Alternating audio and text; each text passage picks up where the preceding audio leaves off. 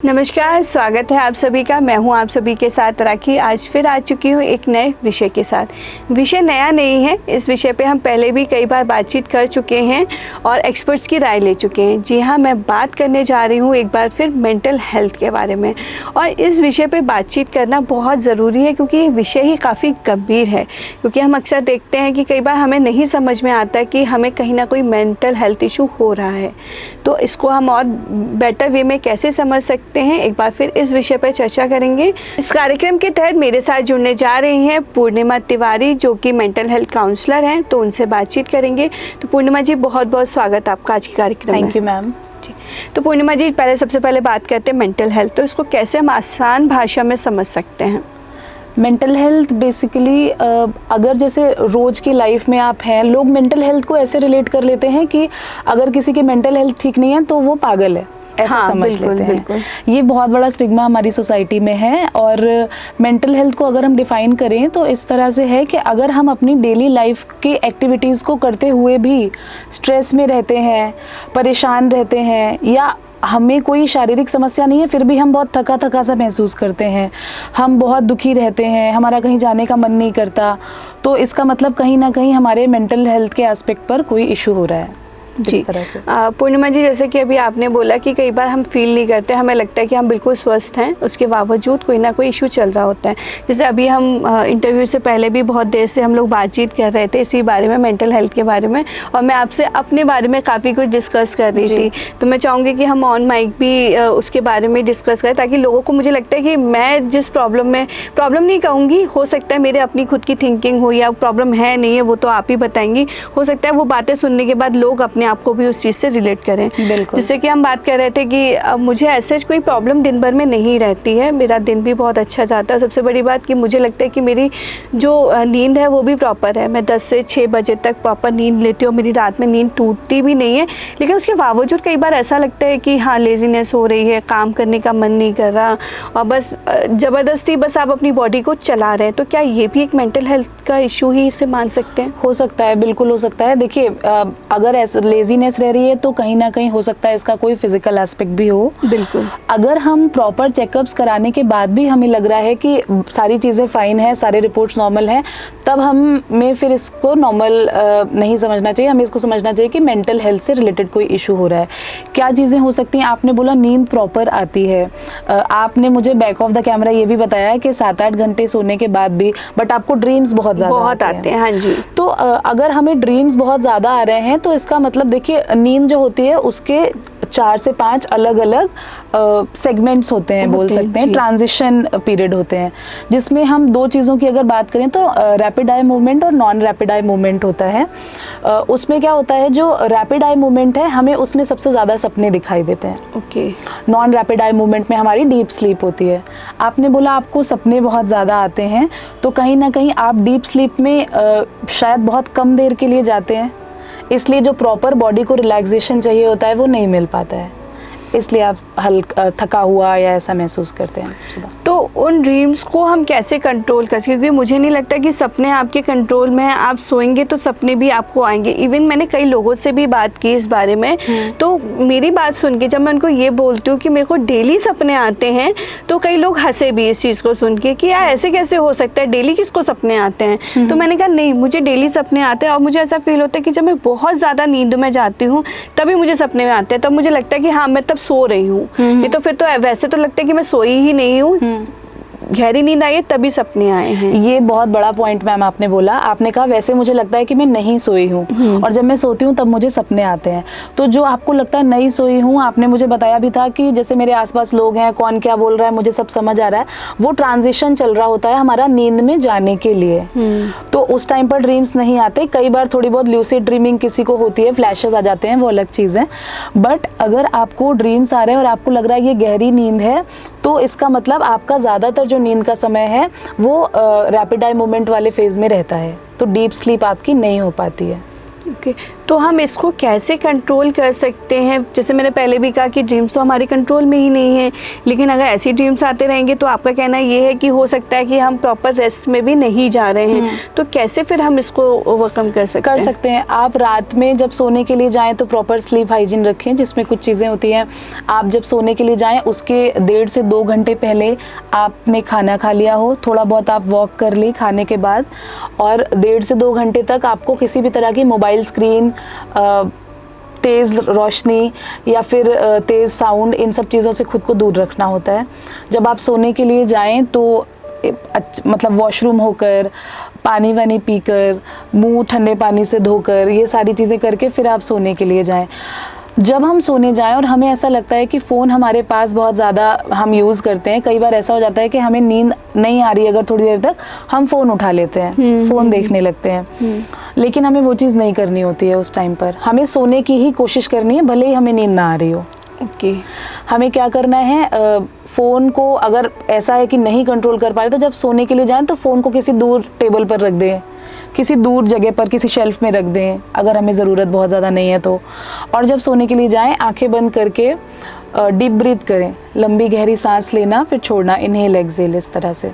तो ये हम लेटे लेटे भी कर सकते हैं? बिल्कुल लेटे लेटे ही करना है, क्योंकि सोने के पोजीशन में ही आपको करना है, रिलैक्स पोजीशन में। ओके पूर्णिमा जी, क्या ये प्रॉब्लम जो मैंने आपको बताई, क्या और भी लोगों के साथ में होते हैं? क्या लोग आपके साथ इस तरीके की प्रॉब्लम डिस्कस करते हैं? बहुत लोग डिस्कस करते हैं मैम। जैसा कि आपने बोला, मैं काउंसलर हूँ, तो मेरे पास इस तरह के बहुत इश्यूज आते हैं और हर एज के इश्यूज आते हैं। 10 साल के बच्चे से लेकर 70-80 साल तो ऑब्वियस है उनको नींद नहीं आती है, बट उसके हेल्थ इश्यूज होते हैं।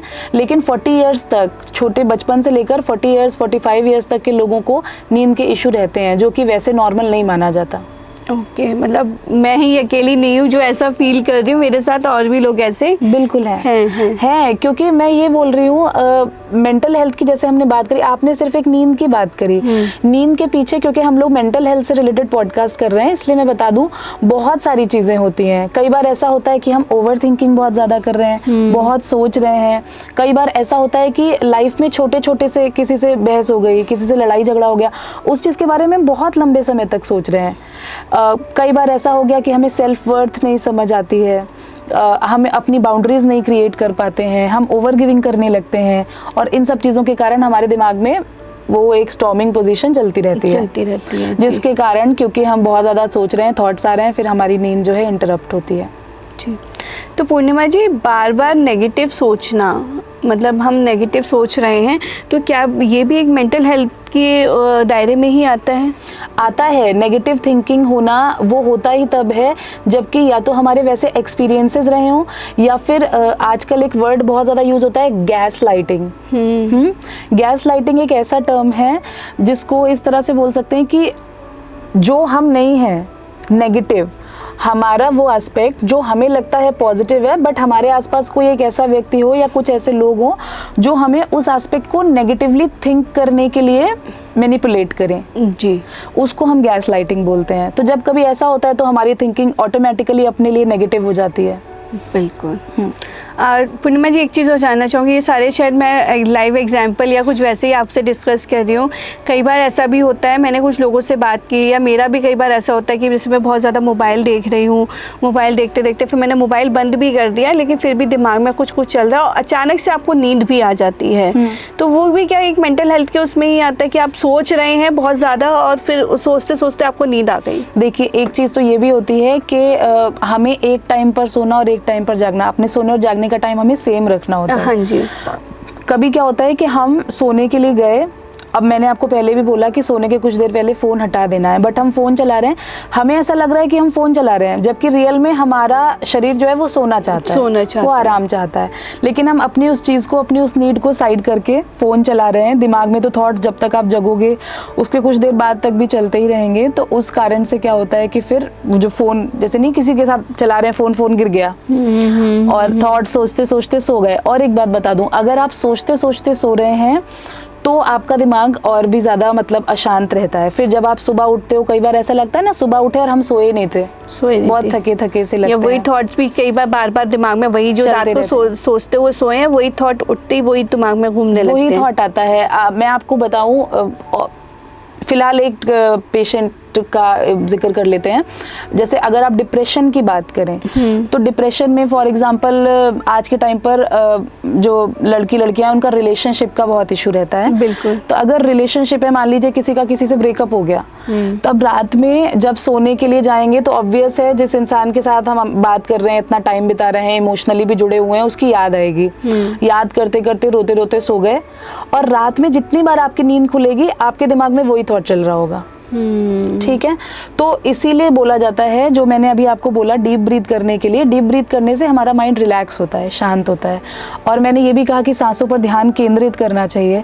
उससे क्या होता है कि हमारा जो थिंकिंग है वो और सारे थॉट से हटकर इधर की तरफ जाती है कि हम अपने शरीर को रिलैक्स कर रहे हैं, हमारा शरीर धीरे धीरे ढीला हो रहा है, फिर हम सोने के लिए जा रहे हैं।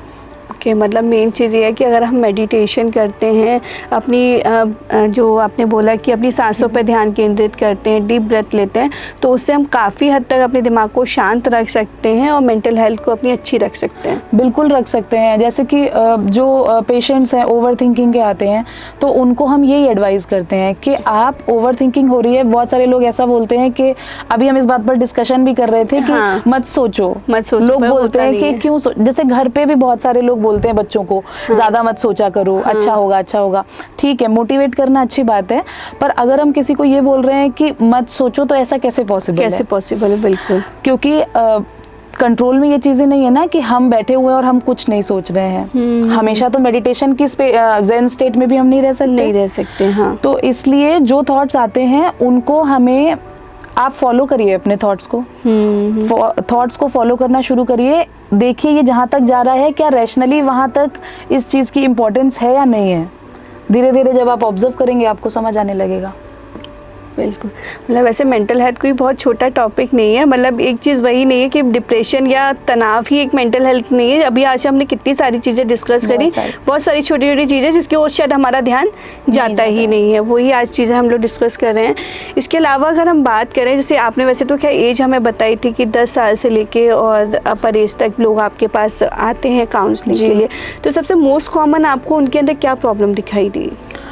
बहुत सारी प्रॉब्लम्स हैं। सबसे ज़्यादा आज के टाइम पर अगर देखें, आपके एज ग्रुप के बारे में बात मैं सभी में क्या सब में कुछ कॉमन आपको दिखाई दिया या हर एक एज की अपनी अलग प्रॉब्लम्स आपको दिखाई? हर एक एज की अपनी अलग अलग भी हैं। अब जैसे नींद की और फ़ोन यूज़ करने की है तो ये तो 10 साल के बच्चे से लेकर 60 साल 70 साल तक के लोग यूज़ करते हैं। अब जब आप फ़ोन बहुत ज़्यादा एक्सेस यूज़ करेंगे, हम एडिक्शन ना भी बोलें इस चीज़ को, बट अगर आप 4 से 5 घंटे हर रोज़ फ़ोन यूज़ कर रहे हैं तो आपके दिमाग में बहुत सारी अननेसेसरी इन्फॉर्मेशन भी जा रही है।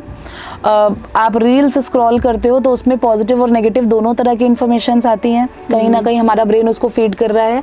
तो इस कारण से जो केओटिक ड्रीम्स कभी आ जाते हैं या कभी ओवर थिंकिंग होने लगती है। बहुत सारे लोग ऐसे हैं इस इशू के साथ आते हैं कि मैम हमको बहुत नेगेटिव हम सोचने लग गए अपनी लाइफ के बारे में, हमें लगता है कि हमारे साथ कुछ गलत नहीं हो जाए या कहीं कुछ तो एक्सीडेंट नहीं हो जाए। उनका मैंने पूछा कि आपको डायग्नोस किया गया? कहते हैं मैम सारी चीज़ें नॉर्मल है।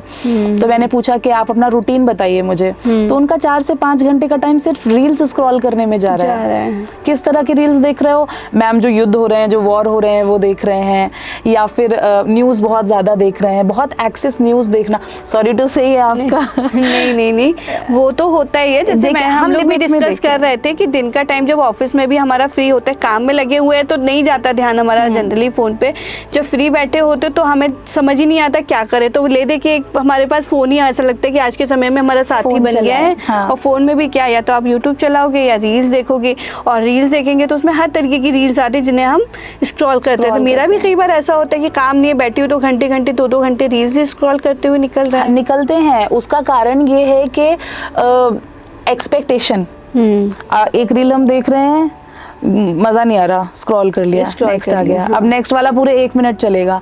1-1 मिनट करते करते 1-2 घंटे 3 घंटे बीत जाते हैं, हमें पता ही नहीं चलता। हाँ। ठीक है, तो फ़ोन यूज़फुल भी है बहुत सारी चीज़ों में, हम सबके पास फ़ोन है, लेकिन उसके जब एक्सेस किसी चीज़ का कर दें, एक सेंटेंस अगर देखें कि मैं आपको एक इंसिडेंट बताती हूँ। एक बार मेरी फ्रेंड ने बोला, फेयरवेल था हमारा, तो उसको पूछा गया कि तुम कोई एक अपने बारे में अच्छी बात बताओ और एक अपने बारे में बुरी बात बताओ।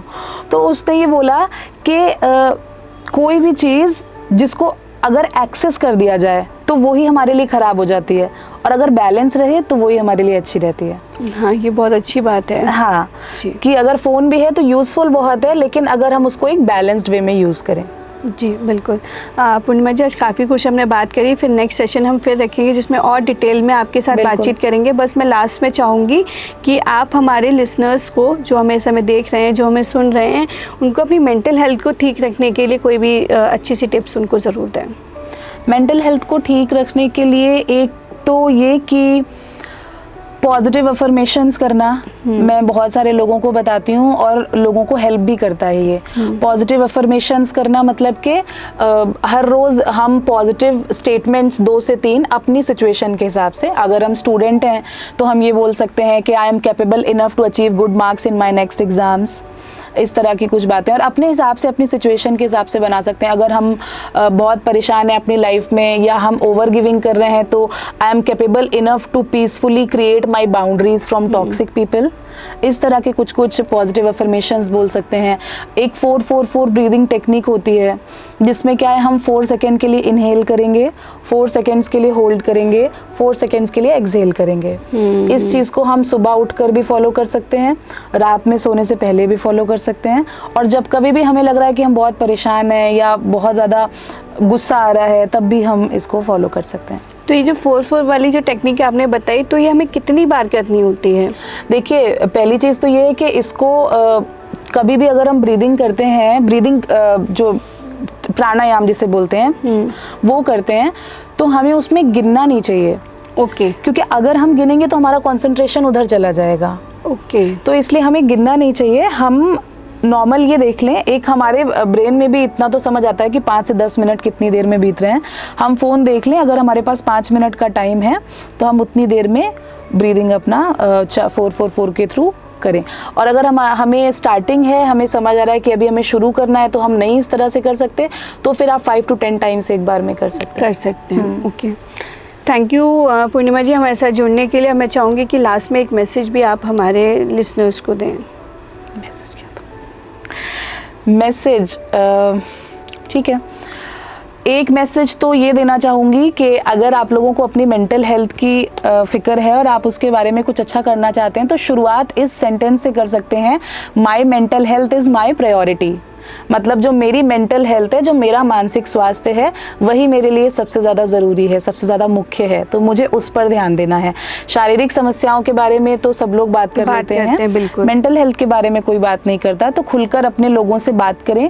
और अगर अपने लोगों से बात नहीं कर सकते तो मैम एक गवर्नमेंट हेल्पलाइन है जिसका नाम टेलीमानस है, तो वो हेल्पलाइन है 14416, उस पर भी कॉल कर सकते हैं। वहाँ पर काउंसलर्स भी होते हैं, क्लिनिकल साइकोलॉजिस्ट होते हैं, तो उसके बारे में डिस्कस कर सकते हैं। ओके, एक बार फिर पूर्णिमा जी आपका बहुत बहुत धन्यवाद हमारे साथ जुड़ने के लिए। Thank you ma'am. तो आज के लिए बस इतना ही, फिर मिलूंगी आप सभी से ऐसी किसी नई जानकारी के साथ, किसी नए मेहमान के साथ। तब तक के लिए आप सभी लोग स्वस्थ रहें, मस्त रहें। धन्यवाद।